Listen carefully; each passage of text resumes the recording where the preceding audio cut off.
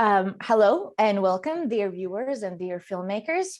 My name is Liga, and this is the Q&A for Short Riga International Competition. And today we have directors whose films are screened in program number 4, but also we have Teresa, whose film Delimitation is screened in the program number 2. So I would like to quickly present all of you, and we are still waiting for Olga. But now we have today with us Kajika with her film Mom. Hello, Kajika. Hello. Then we also have Marcell, who is behind the animation called Avant. Hello. Pleased to meet you. And we also have Fanny, who has made the film Pneuma. Pneuma, sorry. Hello, Fanny. Hello. And we also have Olga, who has joined us, who is the director behind My Uncle Tudor. Hello. So without any further ado, I would like to start with Marcell, if you don't mind, Marcell. Can you please talk about the plotlessness of your film? Because I feel that it's really abstract and experimental, and the lines are sort of living their own lives. Can you elaborate, please, on that? Yeah, so I wanted to make a film about energies and how are these energies moving, and the communication between them. So I try to make it in a more philosophical way. So that's why I choose this experimental process about this film. So yeah, that was that. And are you continuing to work and develop this animation handwriting in this more, as you said, abstract and philosophical direction? Or you are experimenting and still searching for it, for your animation handwriting and for your themes that interest you? No, I want to continue this experimental way of animation, because I think there's a lot of possibilities in it. And I am also making music too. And I think it's a really good connection between motion picture and music. So this kind of abstract motion picture with noise music, it's really worked for me. Yes, I wanted to touch upon that as well. You have also written the music for your film. How was it? How did you find the right, let's say, tone? Oh, it was really fun, because I have this so-called guitar pedals that modify the sounds, so I can create new sounds, and I used traditional instruments, like a non-traditional way. For example, I played my guitar with a violin bow and with cymbals that I just hold the violin bow, and the cymbal just started to resonate, and I recorded the sound, and it was so interesting for me. So it was fun to make the sound too. And what came first, actually, the sound or the drawings? I think it has the same process, but I just made noises by myself. I recorded it but I had a rhythm inside of my head, so I just tried to follow it. All right. Can you talk about the philosophy that you mentioned that's behind your film and all those geometrical figures? Yeah, so it was about energies. So yeah, I started to read about these sound waves, which start to move like that, and the light has the same waveform that the music. So I try to work with that. Yeah. And have you also worked with the characters, or now your interest lies purely in lines and waves? I think I will stay with lines and waves and shapes. Yeah. That's a nice choice. And how was, you also won in Annecy, you won a Grand Prix in graduation film category, am I correct? How was this experience and the feedbacks you got? No, it was unbelievable. Yeah, it was, I was speechless because I never think that could happen. So yeah, and I think that's really important that an experimental animation can get this prize. So I think that's really great, and yeah, yeah. All right, and were you there in Annecy, or you were at home receiving this prize, sort of? No, I went there because there was a small pause with this COVID stuff, so I can travel. So yeah, it was great, and I really like this city. It was so beautiful. Yeah. And as this was your graduation films, what have been the other films like which you have made during your studies? The other films were just experiments, just unfinished experiments. I try to find my own way because I'm really into fine arts, so it was not the easiest to do this in animation, because to make an animation, it's a really slow process. So yeah, I try to catch these artistic vibe in animation. And how was it for this film? Was it also slow, and time consuming? How long did you work upon this one? It was about 6 months. Because I have to draw the lines on paper, and after I have to scan it. So that's a really slow process, and it's really boring to scan.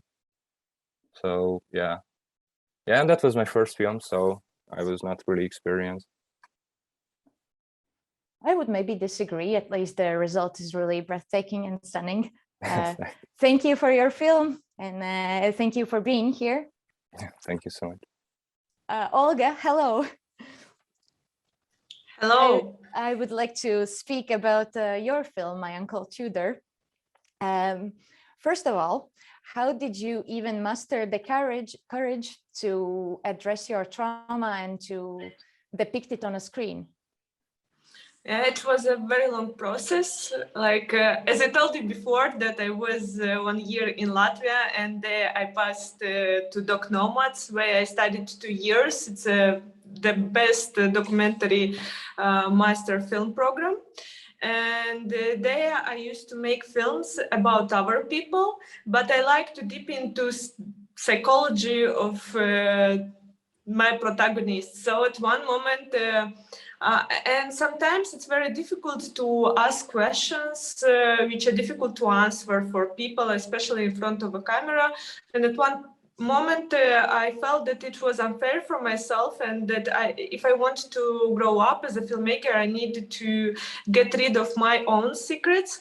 And also there were some family dynamics that I felt this urge of approaching this subject, because as a filmmaker, I knew that I wouldn't be able to allow others to make this story about myself. So I knew that only I myself can do that. And that's how I decided. But it was really a very difficult decision and difficult process. But I don't regret about this, because in the end, I decided that if we want to change this world, we need to speak out, because silence just give powers to people who have dual personalities. Yeah, there is also the statistics at the end of your film about how many people actually are suffering from abuse and how many people choose to actually talk about it, and it's not a big percentage. And so you chose not to be silent. Yeah, first of all, there are lots of stereotypes, and one of stereotype is that parents usually teach children to be aware of strangers. And we know that the danger can come from strangers, but the statistics show that usually children receive traumas from people they know, who are family members or close family friends, or even teachers and educators. So I made a huge research on the traumas and the children, where I found this information, and there I found out that my story is not unique, but it's very frequent happening. And there are two types of statistics. Ones which are reported to the police and which says that it's not so huge problem, and another one which is after the disclosure, because usually the abusive behavior of an adult experienced in childhood is disclosed after 20, 30, or even 40 years. And these statistics shows that every second girl is encountering this kind of situations. In the end credits, I'm saying that 1 in 5 children, because it's also not about just girls, but also about boys. But the disclosure rates in the boys' cases, it's even less frequent happening. And for me, it was important to show that and to break the stereotypes, and that's why I'm very I'm trying to be very careful with journalists who approach me, because I don't want to make the stereotypes bigger, but I want to break them and to show that this can happen even in ideal families. And I grew up in ideal family, and I had huge trust in my parents. Just it happened that one family member had a dual personality, and me as a child, I wasn't taught that you cannot trust your relatives. And as you said, the dual personality, it also shows, because in a lot of cases, it's really a person who has a mask of a conservative family man, and you actually don't know what's underneath, what perverse workings of the mind actually it hides. How did you go about creating the questions? Did you improvise, or how was it? To be honest, I didn't thought that I will have courage to approach my uncle and to ask him direct questions. I plan to have the film based on the conversation with my best friend, who is my father. And just in the last days of shooting, I decided to approach my uncle, because I saw that he is going alone in the garden and he spends there a lot of time. So I thought that he is thinking of his life, of his regrets, and that he has something to tell me. So that's why I decided to approach him. And it was 2 hours conversation, but in the film, of course, only 15 minutes then. And I was lucky that I was a filmmaker, because without being a filmmaker, without having a camera or a recorder in my hand, I would never dare to ask these questions. So in this case, camera helped me to distance myself from myself as a protagonist of the film. So when I had camera in my hands, I was a filmmaker who knows the story from inside. Did he know? Was he aware that he was being filmed? Because sometimes he really approaches the camera, says, "What are you filming?" or something like that, but sometimes he's distant. Yeah, I think it was also my psychological feeling when being there, because I also haven't been in this house for many years, and for me it was difficult to film directly. So all the time these curtains appear in front of a camera, or I filmed the reflection, because it was difficult psychologically for me to film directly the face. And the recording was, I was with recorder in my hands, and he saw that I'm recording the conversation. He opened up, and only on the second day he understood what kind of information he gave to me. So on the first day when we did this recording, he was very fine with it. And you also open with sometimes even vague questions that I think are psychologically tricking. For instance, you ask, "Do you remember something bad happening from my childhood?"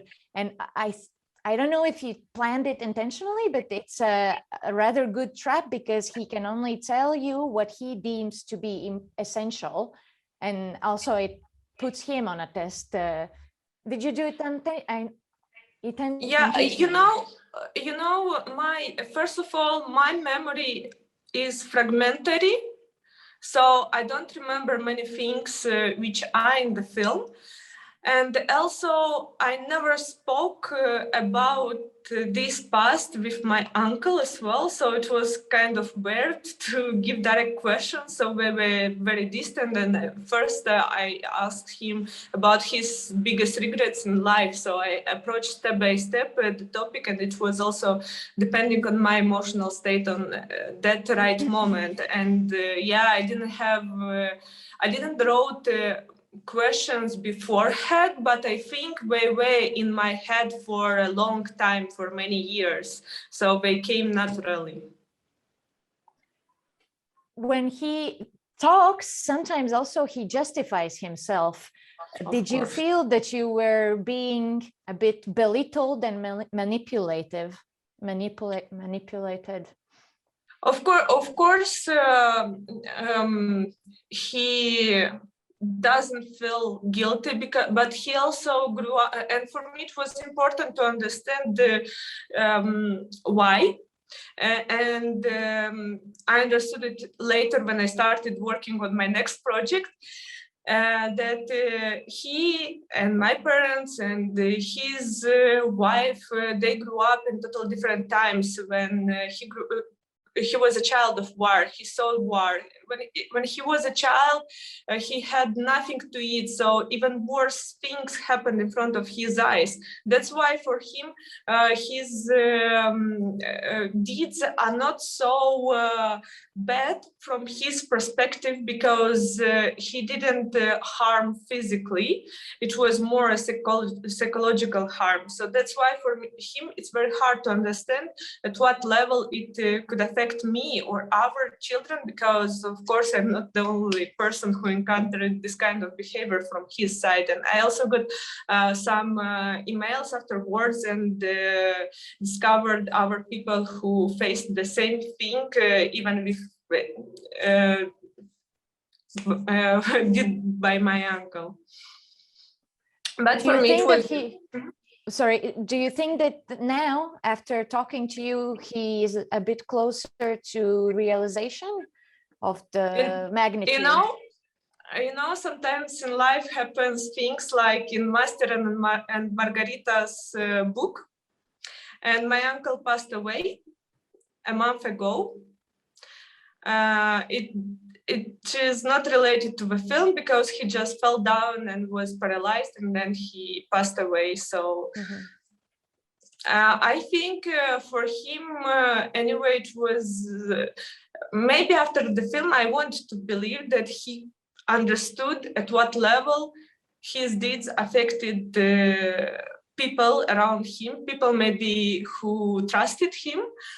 But at the same time, I think it's better to speak out this and to leave it away. Like for me, I don't feel any anger anymore, because I just, for me, it was important to find the answers, to find why it happened, and also to tell that it's not right behavior. But if I would be silent, then it would mean that I agree with this kind of behavior, and totally I'm not. And I wanted to say to our parents that these things can happen in any family, and regardless of good or bad relationships in the family, because the child should be taught that not all adults are right. Sometimes adults make wrong things, and a child should know how to detect these wrong things and to confront the adult in this case. At the end of your film, also, I remember this shot where it's you standing in rain, and for me, it feels as if you were liberated. Do you think that you are getting any closer to finding a closure? Yeah, of course, of course. Now I feel much better. Of course, it was very difficult to share my story, which I never talk with my friends about my story. And the first time when I presented it in public, it was in Berlin, and it was very difficult. Yeah, you won the Golden Bear. Yeah. And in spring, in the summer, in June, it was first time when the film was presented to the audience, and I was in front afterwards for Q&A, and it was a very important step for me, because when you share your story so private and so personal to people you don't know, and the reaction was very good. And then some people approached and we talked about the same experiences, and the film also helped them to deal with their own problems. And for me, it is very precious, and that's what I tried to do with this film. Yeah. I also remember you gave me a hint. The visuality, the illustrative side is quite interesting, because you have filmed walls also and insects, and at the same time there's this conversation, this frightening and heavily loaded conversation. For instance, there were delicate chamomiles, and then you are talking about sin. Were you trying to take the edge off, or you just wanted to film the surroundings? I think you also know the Soviet cinema, and Moldovan cinema was developed during Soviet times, and it is very, very poetic. And I was highly influenced by this, because I finished Academy of Arts of Moldova, and I knew from the beginning that I want to talk rather metaphorically and symbolically than directly. So I knew that the house will be the main protagonist of a film, and through its walls I will tell about my feelings. And for me it was also to show that this house, which is 100 years old, and was a witness of most beautiful but also the hardest moments from the life of my family, and I tried to show this through this kind of elements. And you see the house in warm lights, and family gathering at the dinner table, and then it becomes very cold. And regarding myself, in the end of the film, I knew that it's very important to choose the right moment when you see me, because in the beginning you don't see me, you hear only my voice. And first time when you see me, it's in the middle, and then in the end. And the end, it was very hard to choose the right shots for the end. And this is exactly what I wanted to show, my elaboration, because it's the first step to get liberated, is to talk out about this kind of situations and pain. Keeping it for yourself, it's not the right choice at all. I think, yeah, we are glad also in Berlin that you have shared it. Thank you, Olga. Thank you. Fanny, I would like to touch upon Pneuma. Hello, first of all, again.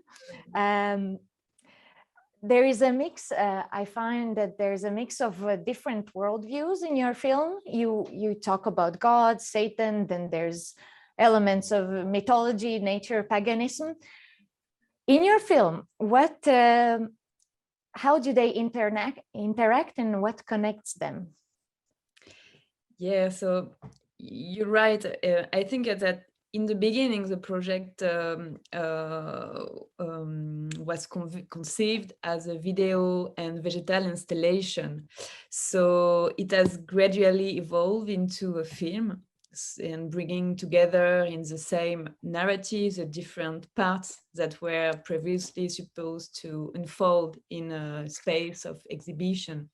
So I wanted, yes, the film tries to reconsider our roots, our relationship to nature, and also to ourselves as nature, in questioning our Judeo-Christian heritage and underlying the question of knowledge and power raised by plants. So all these different levels came into a film, and there was some fictional part, some documentary part, and I wanted to connect it in a kind of disruptive narrative, and with a dreamlike link. So yeah, in a way, it's a kind of different approach, which question our relationship to plants. So there are these pagan rituals. I made a lot of research when I was doing the film on. Yes, I was about to ask you also about the research concerning both plants and these traditions. Can you talk about it, please? Yeah, totally. In fact, Pneuma fictionalized the idea of the plant as pharmacon, that is to say, as remedy, as a cure, but also as poison, and also as scapegoat. And I discovered a multitude of popular French customs and myths and beliefs about plants based on intimate relationship with nature, and I wanted to give voice to this pagan cosmology, which was confiscated by church or Christianized during the time of witch hunts, exploitation of nature. Sorry, Fanny, you got stuck. Yeah, sorry. Can you hear me? You hear me? Yeah, we just lost you for a minute there, but I think it's fine. Okay. Is it where the tapes? I understood that the tapes were actually tapes from the shelves of your family. Yeah.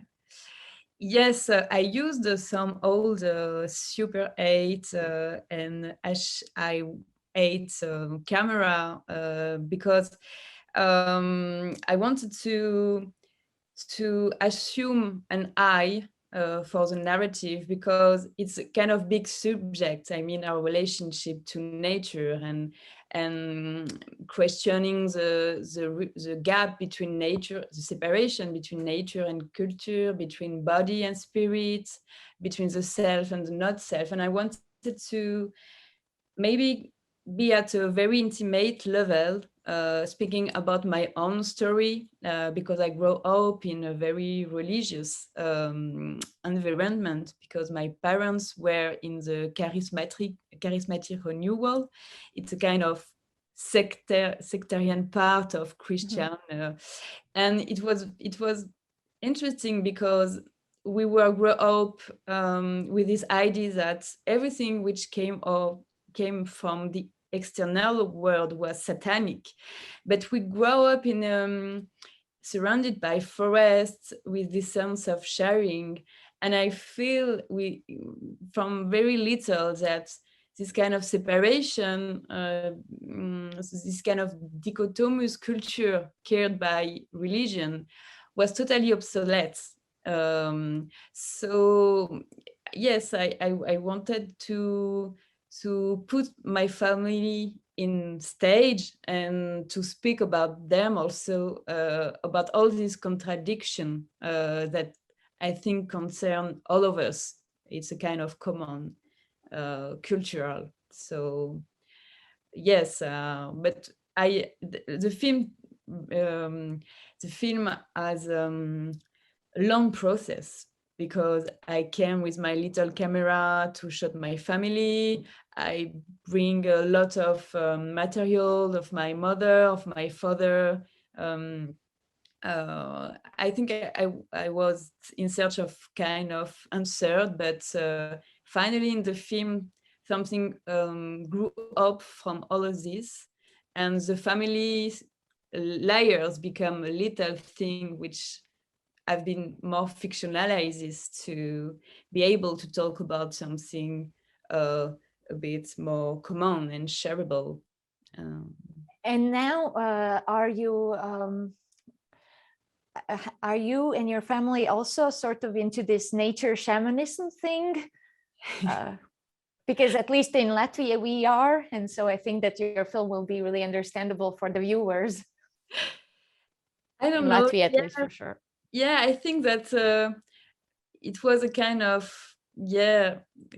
psychoanalysis for all of us, because of course my parents and my family move away from this tradition, and we discover a lot of things which link together, and I think that the film helps them also to find another kinship, you know. So yeah, shamanism, I mean, it's difficult when you are European to talk about this, because it's really rooted into this culture. There is a lot of different shamanism, and but yeah, I wanted to really simply to talk about this question of breath also, because breath, it's we can breathe things to plants, you know, because cyanobacteria, the bacteria you can see under the microscope in the film. Yes, how did you achieve that? I was also thinking, and yeah, it's microscopic pictures. I made a lot of research to be able to shot it. We have a kind of partnership, kind of I don't know how partnership. Yeah, with a museum in Amsterdam, a very interested and funny museum called Micropia, and there's a work of art are microbes and lichens, and we made a lot of tests to be able to shoot this bacteria with a camera and microscope, and it was a kind of actually with the pandemic we were not able to shoot it because the museum closed, and they had very strict rules. We cannot go into the museum. So and how did you get out of this situation? Yeah, I was in contact with Wim van Egmond, the guy who made this picture, who is a specialist into microscopic photography and cinema, and it is him who has made all the images for the museum, and so we work by distance on finding specific cyanobacteria that I wanted to shoot, and it gives me these images. Some of them he had in his kind of large catalog of bacteria, and some of them he had to shoot it, and so yeah, it was a bit difficult to manage this thing, but I'm happy because we did not have a lot of budget to do the film, because I did it when I was in Frénois. It's a kind of residency where we have a little budget, but he accepted to give us his pictures and to make it for free. So I was very lucky, because if we have to shoot it, maybe it could have been taken 1 month to have really the moment when the bacteria, you know, move in a right way. And so you even had a bacteria calendar to follow, sort of, in a way? Yeah, because when I shot the plants, you know, this kind of plants who is like dancing in time lapse, I shot it for 1 month. I had my plants in my apartment, and I used a camera, and I was taking a photograph each 30 seconds, and to be able to have the best moment when the movement is the more expressive, and I really wanted to make them appear as protagonists, and the cyanobacteria, in a way, they are like titanic characters, because in a way they are our creator, because thanks to them we can breathe. I mean, if tomorrow there is no plants, no cyanobacteria, is finished for our lives. So yeah, it's interesting that you said that they are like protagonists, because you at the second part, there's really a switch of point of view where the plant itself himself talks about all the poisonous elements he has, and also in the credits you even you listed all the plants and their Latin titles, and I found it really cute because sometimes, you know, in films there people are saying, I would like to thank my family and blah blah blah, but you have sort of actually in a way thanked your plants. Yeah, credits. I think it's important. It's living organism, and we had to speak together to understand to each other, and yeah, I think it's important to value them.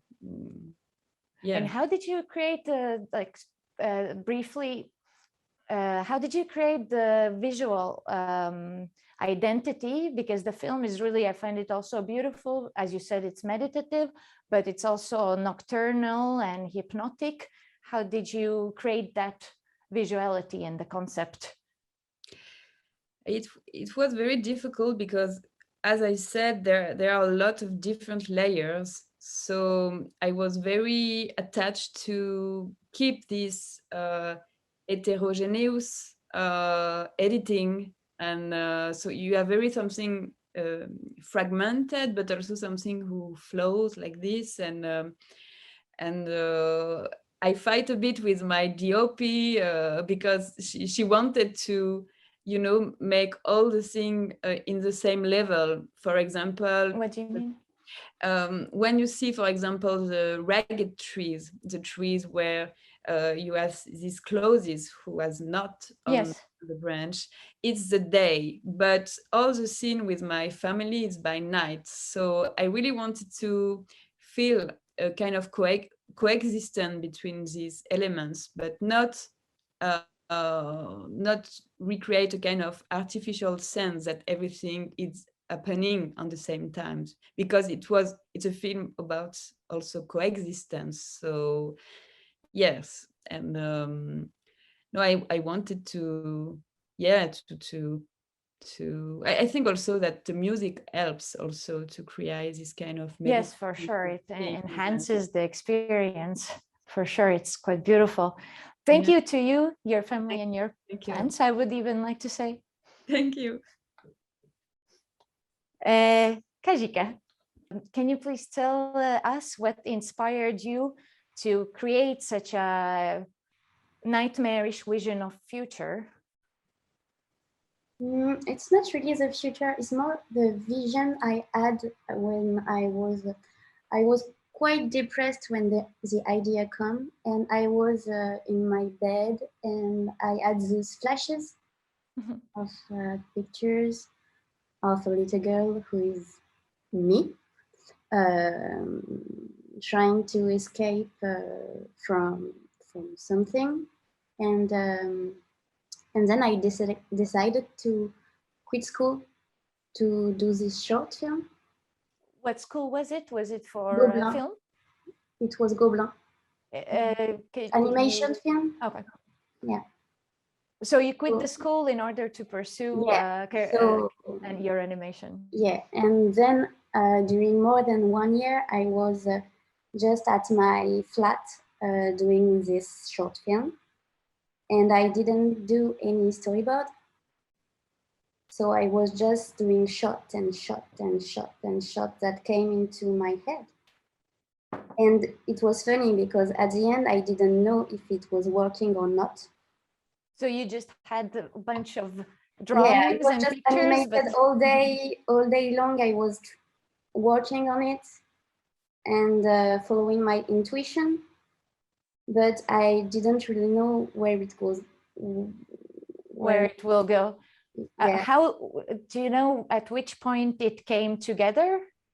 At the end, when I finally had all the animated shots, I put them together, and then you saw a story. And then I saw the film, and I was really moved because it was more like during 1 year I was making pictures, and I didn't know where it comes from. And then at the end, it was more like, oh, I said something to myself.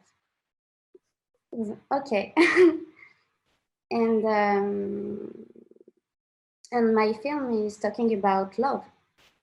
And when I was depressed because I didn't find the love, the unconditional love I had from my mom. So the title of the film were Find at the End, and that's it. And yet again, if it is about love, but it's put in a sort of frightening dystopian environment where the girl is running, then there are the predators and everyone is watching her on the screen. Yeah. How did you make all these contrasts? I Love think and danger and all the others. Contrast is important for me because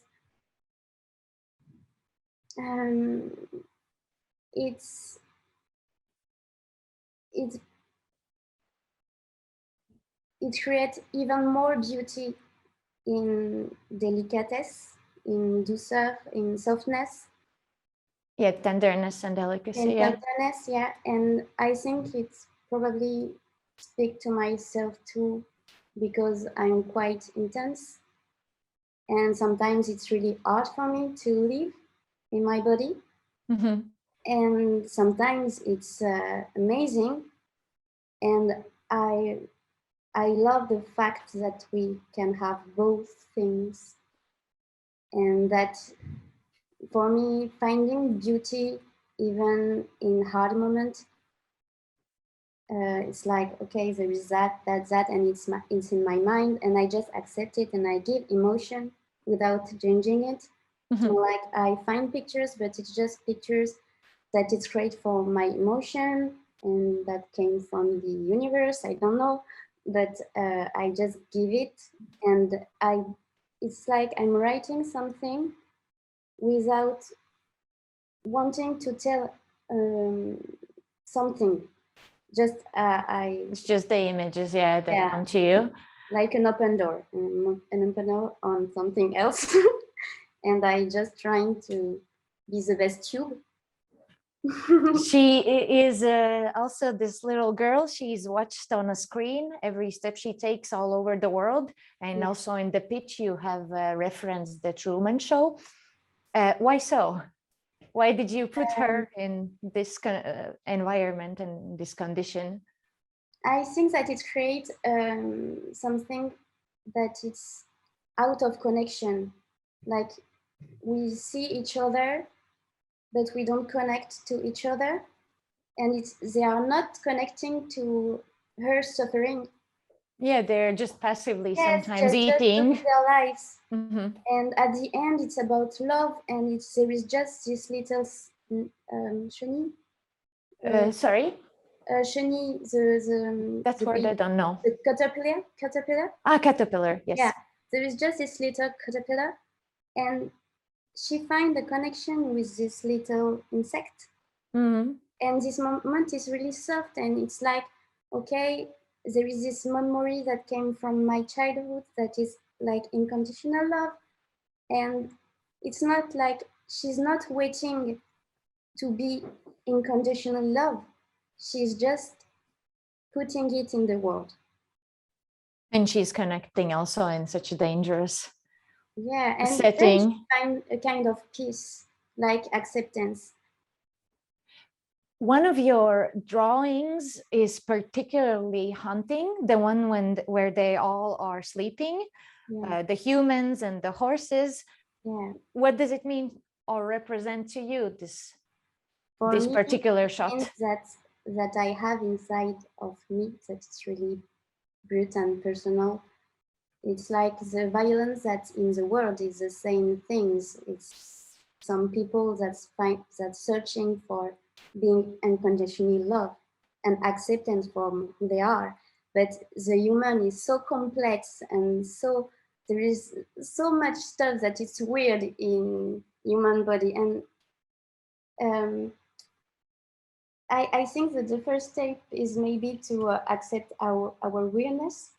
Mm-hmm. Like, okay, I'm weird. I do strange stuff, but I have to do it. And doing this short was like this too for me. Just like everybody was, I didn't have any sound or music at the end, and I had worked during 1 year in my room without seeing no one, and it was like everybody was like, "Oh yeah, it's Kajika. She's doing weird stuff." Yeah, so I guess all the group conversations were silenced for that period of your life. You already touched upon the sound design. Can you tell us about this conception that you made with the Théophile? Théophile Loec and Arthur Deren. Yes, Yeah. yes, I wrote Arthur down as well. They are both two amazing guys, and I was just like telling what I had in my mind, and I was like, okay, I explain the stuff, and Arthur find the delicacy of the end, and Théophile finds the strong, powerful music that kind of trance music. It's like to put them the human mind into okay, I'm following the music, I'm following the pictures, and it creates rhythms. So it's like a shamanic. Yeah, we touched upon that again. Thank you, Kajika.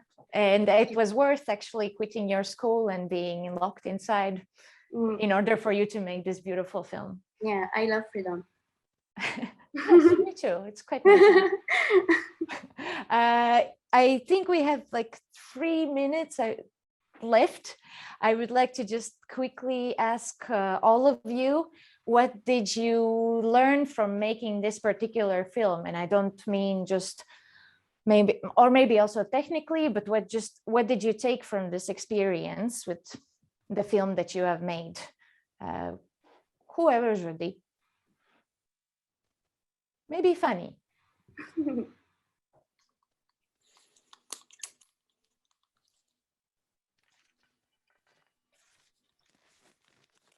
Yes. Can you hear me? Yes. Yes. How it's a difficult question because we always learn so much things that for me maybe yeah, it's a question of time. I mean the how do you say English, that there is a time for the research, there is a time for it, for doing the film itself, and sometimes that you want to put a lot of things inside your film, and you make the choice to be more minimalist, and it's very fascinating because it's a process of cinema, but everything at the end it's also a process of reducing and getting rid of. Yes, and when you are getting rid of something, it continues to be there in a way, in a kind of negative way. And for me, it was very a big understanding that all the process who has been needed to be the film, and that I decide to not to put into the film, in a way was there because it was incarned into a more cinematic way. So maybe just a kind of find a bit of confidence into the medium also itself. So all right, thank you. Marcell, yes. What did you take from it? Maybe to hold my focus, like a really long time. I mean, to get back to the same mindset day by day, and to explore myself through this very monotone way of creating. And if it was during the lockdown, maybe it made things more simple. Yeah, it was, because I had to stay home. So yeah, no one asked me to go somewhere to. Yeah. Thank you. Teresa, what about you? Yeah, I probably learned that that what I see in my head and what I feel, that it's possible to translate it through film medium, which was very highly encouraging. Encouraging, yeah. Encouraging to continue doing films maybe. And yeah, I just wanted to say, guys, that you're so awesome, everybody who was speaking today here. I'm just so glad that I could hear what you think. Yeah, it's quite a cool company that we have here. Yeah. Olga, speaking of also being cool in Kajika.